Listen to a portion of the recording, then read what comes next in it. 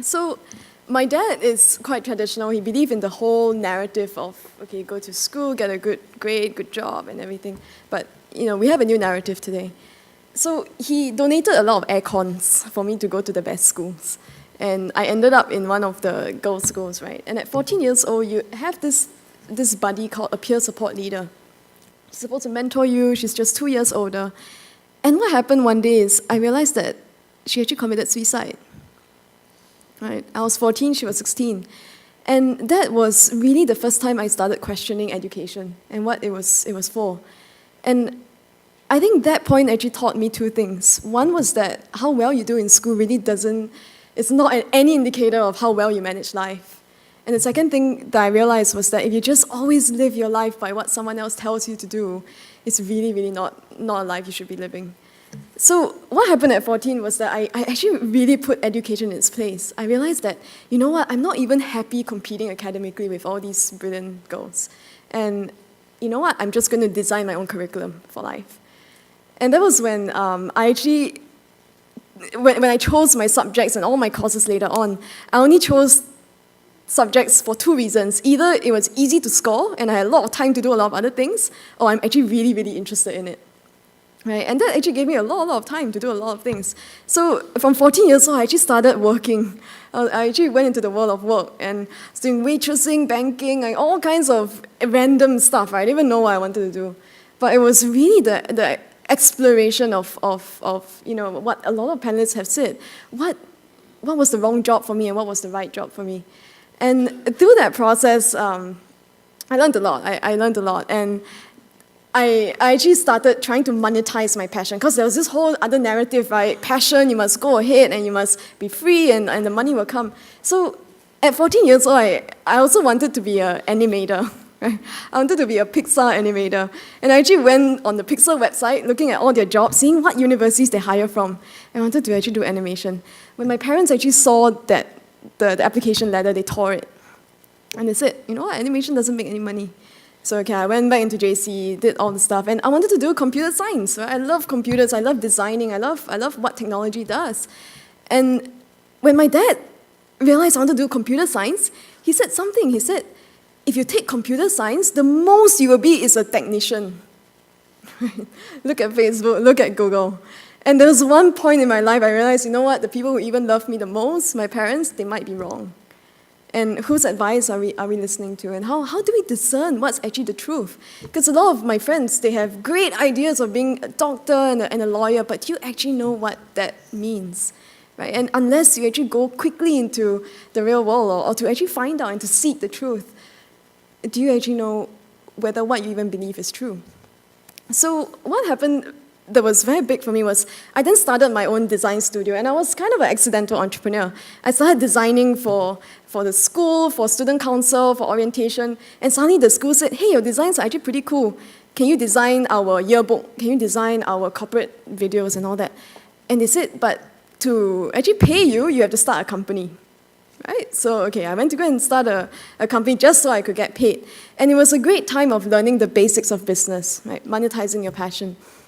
And I realized one problem, that if I was the only one that was in the company, the amount I earned was actually limited by how much time I had in a day. And when I tried to hire people, the best ones would go and do their own thing, and the ones that were left, no one wanted their designs. So I actually realized that, okay, the next business I do must pass the sleep test. That even when you're sleeping, can you create something so lasting that it actually generates revenue for you? And at that time, I was actually still doing business to monetize my passion. Money was still a big part of my life. What happened was I actually went to the US in 2005, the first time, 2008, the second time. And when I went there, I realized that my entire concept of the world was actually a little bit different from what I saw. Because I met people who were at Facebook, who were at Google, who were at Intel, these amazing companies, and I realized that every single one of them who were just living it and building huge businesses, they all didn't do it for money. And it was not about monetizing your passion, but it was that they were just so interested in a very interesting problem. Right? Google, how do I put information at the tip of your fingers? Facebook, how can I make communication better? And just that single-minded focus on trying to solve a problem actually resulted in a lot of demand. And when there's demand, the money actually comes. So I realized that, okay, maybe I've been going about it the wrong way. It was always about me and me and me and me and what I can do. But maybe I should start thinking about what the world really needs. And so I spent the best years of my life, 2008, 2010. I was in the US and I was in a high-tech startup, right? Very, very energizing place.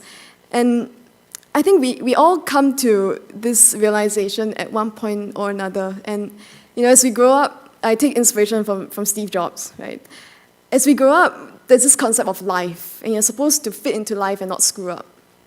But if you think about it, and you're expected to, do a good job, get married, save a little bit, and you can live life like that, but it's actually quite a limiting life. And if you realize that everything around you, the chairs you're sitting on, this entire event, everything was created by someone else. And everything was created by someone else, maybe not smarter than you. And you actually have the power to change anything around you. And the world is actually a little bit messed up, right? And there are things to be changed. There's poverty in the world. We are very, very empowered as women, but when I went to the APEC Women Conference, women in other countries, they're actually not as privileged as us. So there's actually a lot to be changed in the world. And in 2008, I saw that for myself being in the US, that suddenly an entire bank was gone. Suddenly our company had to cut staff from 50 people to 10 people. And suddenly when I went to an NTUC equivalent, there will be people begging right outside the grocery store. And it was a father, a mother, 2 babies in pram, they'll be asking for money, right? And you could see poverty that was so stark in your face. Yet again, there were very, very intelligent people that I was working with, engineers, lawyers, and they themselves started telling me that, you know what, I'm actually very, very fearful of money. I'm actually very anxious about money. And my parents, they told me their parents were traveling around the world, they were retired, and they were racking up bills on the credit card. And they said, can you believe I have to pay off my parents' debt? And when I heard that, I was actually really, really shocked and really curious as to what is the root cause of financial illiteracy in the world today. And that question alone drove me for many, many years till today. I'm just so interested in finding out how does a kid get socialized into an economy and what forms his habits and behaviors and thoughts and beliefs about money. Because at some point, all of you know, all of you have so much inner wealth, but everybody has the question, can I do this and will I still survive?